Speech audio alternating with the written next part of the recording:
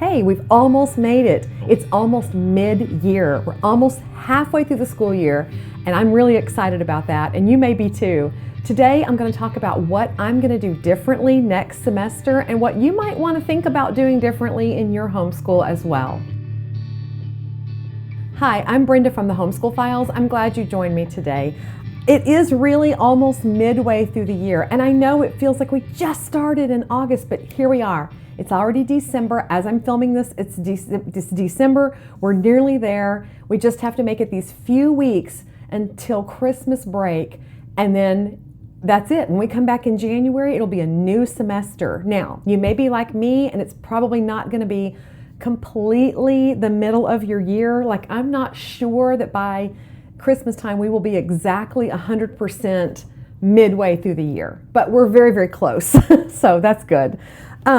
There are some things that I'm going to change next semester, and I wanted to talk to them about them with you to maybe spark some things in your head that you might be kind of thinking about changing too, just things that we might want to think about. Your plan was on paper at the beginning of the year, but now you've actually lived it. August, September, October, and November, and you've actually lived that plan out. And so now you should kind of know, okay, this worked, this didn't. We know practically now, not just on paper, not just in theory. So the first thing that we're going to work on next semester, and which we always work on in the spring semester, is independence level. At this point in the year, even younger kids, like my daughter's in 8th grade, but even elementary age kids should be on autopilot for some parts of their school day. Okay? They shouldn't need mom or dad sitting with them for every single thing that they do.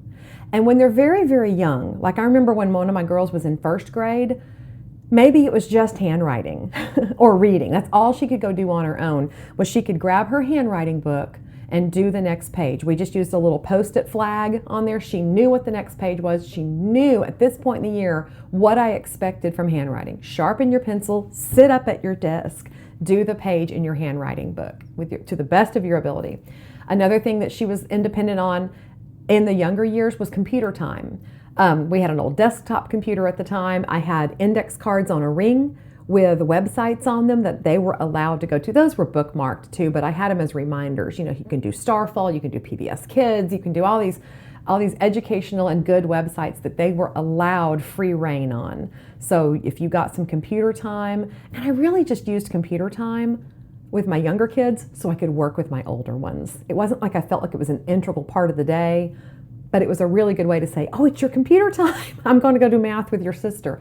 So computer time could be independent, and going to read or look at books if they're very young, that can be an independent time. You know, here's the basket of books, go read, set the timer and read just by yourself for a while.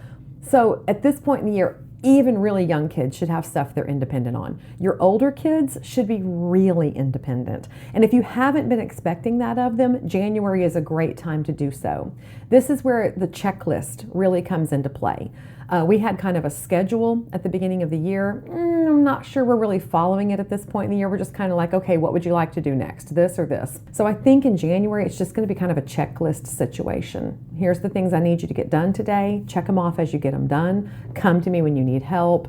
Be a self-starter, in other words. So that's something to really think about. You can hand over a lot more responsibility come January. Now, if you're going to take off several weeks for Christmas break, they may need a little reminding before you just hand over the reins in January, because they will have been not doing school for several weeks, and they're going to be in that January slump of what? I don't remember any of this.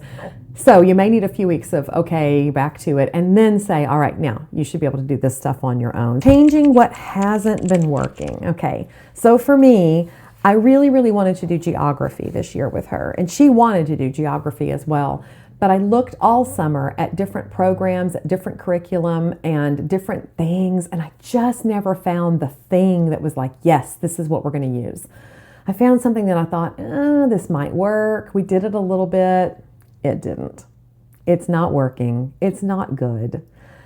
And so I'm going to reset on that. We're going to chunk what we were doing, try something else. I am going to work on that this month and possibly over the break a little bit to see if I can find something. I have a whole list of resources I got from a Facebook group. I asked on there, hey, what do y'all use?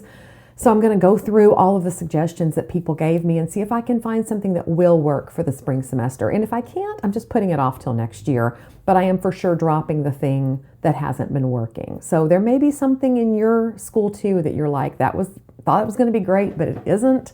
So it's time to get rid of. This is the time to do that. All right, schedule changes. This is a good time to make those schedule changes. We no longer have a Monday extracurricular activity. We did have one all this last semester, but coming in the spring, we are not going to have that Monday afternoon activity. So that kind of gives us some extra time. I plan to just absorb that extra time by taking a more leisurely pace with our school week. In other words, I'm not replacing it with something else. I'm just going to say, hey, great, we have more time to get our work done. Maybe we'll get our work done fast during the week and have a little extra time on Fridays. That would be great. Because one thing I do really want to do differently with our schedule in the spring is I want to go on more field trips. Now that we are not going to be spending the time or the money on the extracurricular activity that she was involved in last fall, now we can use that time and that money for different field trips. And I'm starting a list on my notes app on my phone. Every time I think of a place that, hey, I'd like to take her there, or I'd like to go do this or that, we're going to try to fit those in. Not during the Monday time, but probably on Fridays. Most museums are closed on Mondays anyway. So I think we'll try for Fridays or some other day of the week where we can fit that in. Hopefully we can get our work done sooner and go on some more field trips and experiences. Get out of the house a little more. It's so important. Spring especially. Oh, once it gets pretty, it's so hard to get them back. All right, sore spots. I don't really think we have any this year that I can think of, but there have been some in the past. Is there a subject that's making both of you crazy? You know?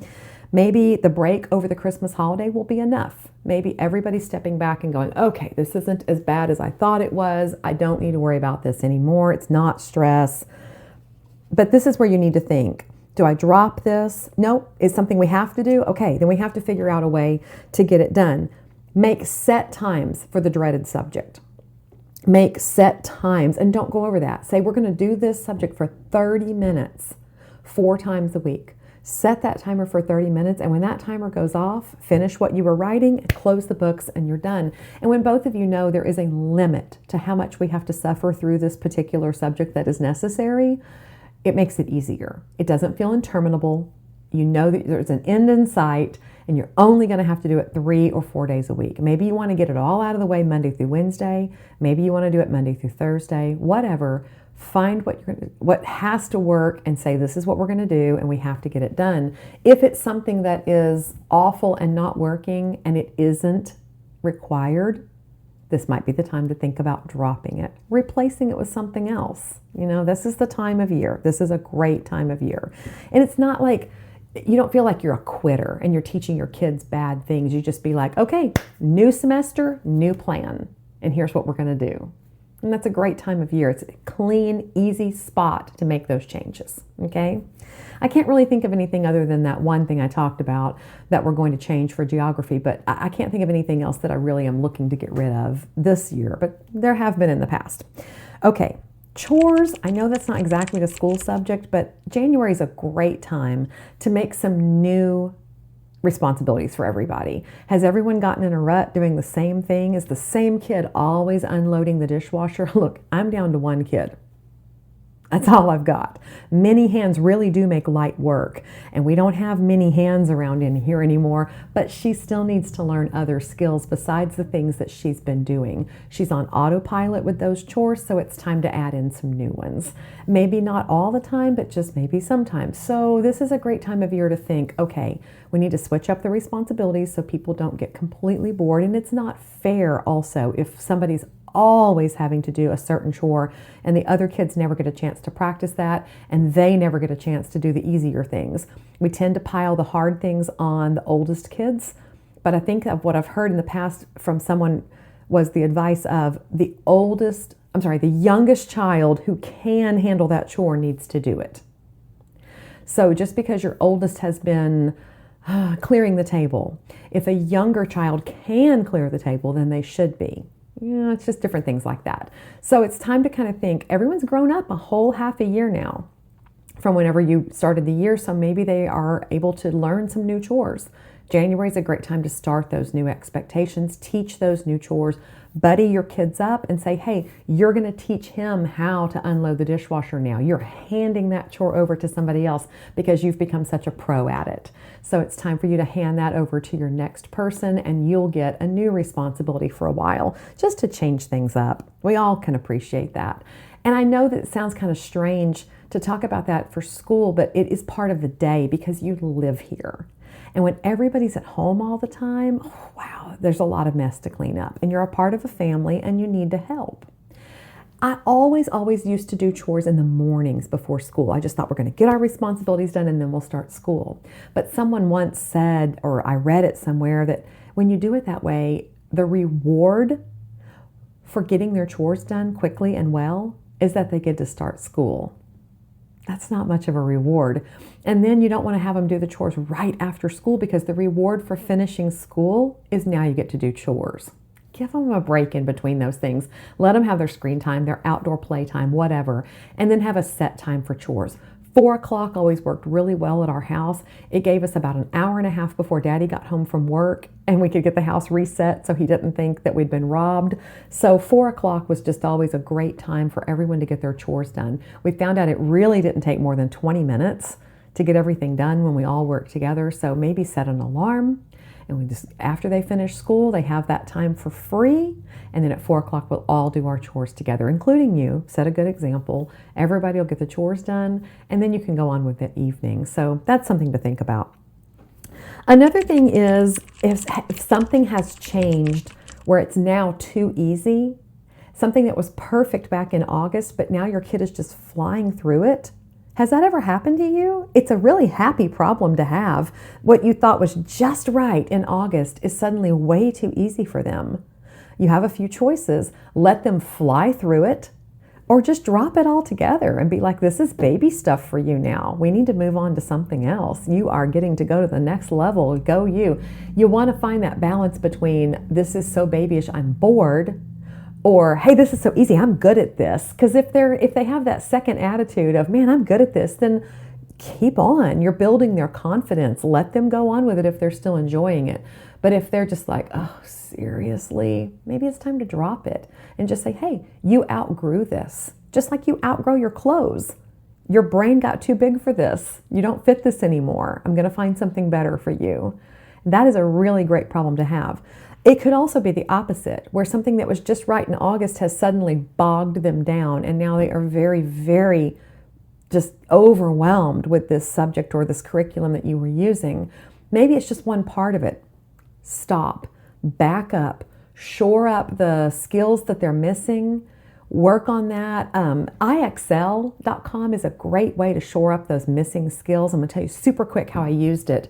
I had a daughter who was just dying over fractions. And so we took a break. We went over to IXL.com. I paid for the month or whatever.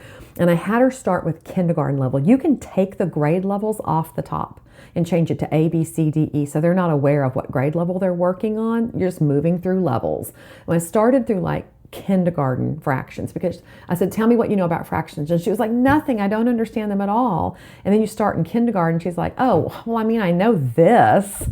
Oh, okay, then you do know stuff about fractions. And she went through the kindergarten, boom, move up to the next level, the next level, the next level, until it was like a great review for her. And it made her realize, oh, I do know some stuff about fractions. And oh, here's where it's getting hard.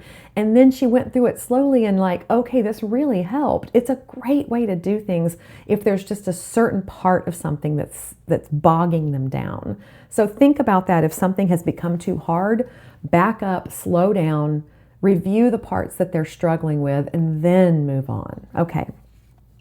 Other skills.